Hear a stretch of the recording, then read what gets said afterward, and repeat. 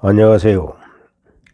홍법 역사탐구소 박익순 소장과 함께 떠나는 주말 역사산책 시간입니다. 세계 경제지표가 아직 개선될 기미가 없고 또 나라 경제가 아주 암울해요. 그런데 이 화물연대가 총파업에 돌입을 했고 지하철도 곧 파업에 들어갈 모양이에요. 이런 상황에서 대장동 비리를 파헤치면서 정쟁으로 돌입하고 있는 그런 모양새가 돼서 참으로 안타까운 그런 심정입니다. 오늘은 신라 진덕여왕의 뒤를 이어서 삼국통일의 기반을 닦은 김춘추 태종 무열왕의 시대로 들어가서 역사 산책을 해 보도록 하겠습니다. 김춘추는 603년에 태어났다고 그래요. 그리고 52세가 되던 654년에 왕위에 올라서 약 8년간 통치를 한 그런 인물입니다. 폐위된 진지왕의 차남인 그 김용춘이 김춘추의 아버지고, 또 진평왕의 둘째 딸인 천명공주가 진평왕의 어머니예요. 둘 다 이 왕족이기는 하지만은 그 할아버지 진지왕이 폐위가 됐기 때문에 진골의 신분으로 살아야 됐어요. 다른 진골 세력한테 좀 밀리는 그런 양상이었지만은 그 가야계의 왕족인 김유신, 김유신과의 사돈 관계를 맺으면서 상당히 그 강력한 권력을 행사하게 돼요. 더군다나 그 당시에 그 선덕여왕과 진덕여왕의 시대를 거치면서 그 여왕들이 그 왕권이 좀 미약한 그런 상태였기 때문에 이 김춘추와 김유신이 아주 적극 그 두 여왕을 뒷받침해서 권력의 그 중심에 서게 돼 있어요. 654년 진덕여왕이 8년 만에 승하를 하게 되고, 또 진덕여왕이 아들이 없어. 그래서 당시에 상대등을 지내고 있던 알천한테 김춘추가 알천한테 그 섭정을 좀 해주십사 하고 요청을 합니다. 그런데 알천의 입장에서 보면은 김춘추보다는 자기가 유리한 입장이기는 하나 그 권력의 중심부에 김춘추와 김유신이 버티고 있거든. 그래서 자칫 자신이 그 왕위에 오른다 하더라도 허수아비가 될 것이 분명하다, 이런 생각에서 알천이 오히려 김춘추한테 왕위를 양보하고 김춘추를 추대하는 그런 형상이 됐어요. 그러나 이제 김춘추는 그 알천의 그러한 그 추대 요청을 3번이나 사양을 했다고 그래. 그러다가 이제 3번째는 마지못해서 왕위를 넘겨받았다고 그래요. 김춘추가 왕위에 오른 그 다음에는 고구려가 백제 또 말갈의 그 연합 세력과 함께 신라의 북쪽 국경을 침입을 해왔어요. 신라로서는 전부 백제 고구려가 연합을 해서 쳐들어오는데 속수무책이지. 그래서 믿는 구석이 당나라밖에 없는 거예요. 그 당나라에 요청을 해가지고 좀 제발 고구려와 백제가 우리 신라를 치지 못하게 좀 해주십시오 하니까, 신라의 요청에 의해서 고구려를 공격하게 되니까 고구려가 공세를 멈추게 됐죠. 그리고 이제 659년에는 백제가 또 홀로 신라로 공격을 해와. 이때에도 신라는 또 고구려가 동조할 수도 있으니까 긴급하게 당나라에 지원 요청을 하게 돼요. 당나라에서도 신라에 적극 호응을 해서 이거 백제를 토벌해야 되겠다 하는 결심을 서게 되죠. 김춘추가 김유신의 둘째 여동생 문희를 배필로 맞아들이기 전에 이미 그 첫째 부인이 있었는데 그 첫째 부인의 딸 고타소가 당시 그 대야성의 성주로 있던 김품석의 아내가 됐었는데 그 김품석과 고타소가 그 대야성을 지키다가 백제의 윤충 장군한테 항복을 하고 항복한 것으로 끝나지 않고 윤충이 김품석을 완전히 그냥 살해를 해가지고 백제 땅에다가 묻어뒀단 말이지. 이런 그 원한이 있고 문명왕후의 이 딸인 그 요석공주도 그 남편이 백제하고의 전투 중에 전사를 했어.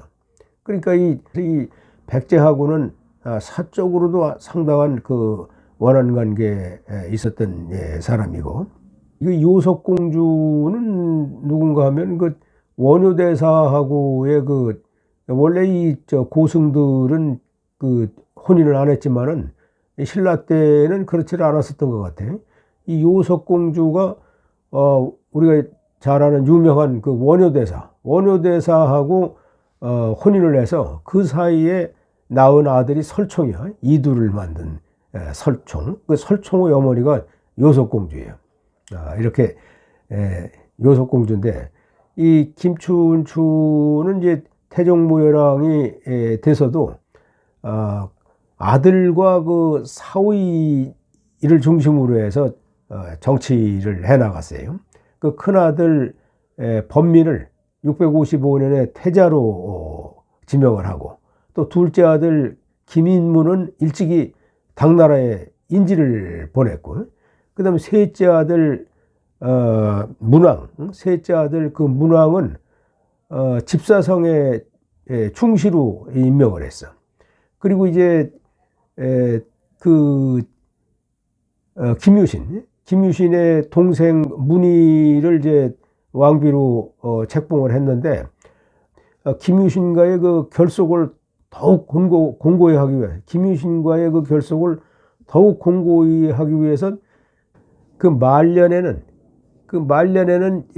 김춘추의 그 막내딸 지소공주를 김유신한테 시집을 보내. 김유신은 이미 이제 할아버지에 가까운데 말이지. 이것은 이제 이렇게 겹사둔 관계를 맺음으로써 이 김유신의 그 세력이 이탈되지 않도록 그런 속심이 있었다고 봐야 되겠죠. 그리고 이제 660년에는 드디어 이제 김유신을 가장 이 높은 자리, 상대등의 자리에 앉힙니다. 과거의 상대등은 귀족들이 뽑아가지고 귀족회의를 이제 이끌어가고 그랬었는데, 이 태종 무열왕 때서부터는 이 상대등의 세력이 약화돼가지고 그 왕이 상대등을 마음대로 임명을 할 수 있도록 이렇게 왕권이 강화가 돼 있었어요. 이렇게 이제 김유신을 상대등에 앉혀놓고, 그리고 그런 상대등에 앉혀놓고 백제 정보를 해야 되겠다. 이 참 백제에 사무친 원한이 있기 때문에, 그래서 백제를 토벌하기 위해서 사신을 보내서 백제를 치면 우리도 같이 힘을 합쳐서 싸우겠다. 이래서 나당연합군이 형성이 돼요. 660년 3월에 당나라에서 이 소정방한테 13만의 대군을 주어서 백제를 치게 만들어요. 이때 백제의 그 실정을 잘 아는 당나라의 인질로가 있던 김춘추의 아들 김인문이 부총관으로 선임이 돼서 길안내를 해. 이제 신라에서는 그의 계백장군이 이제 패하는 그런 결과가 됐잖아요.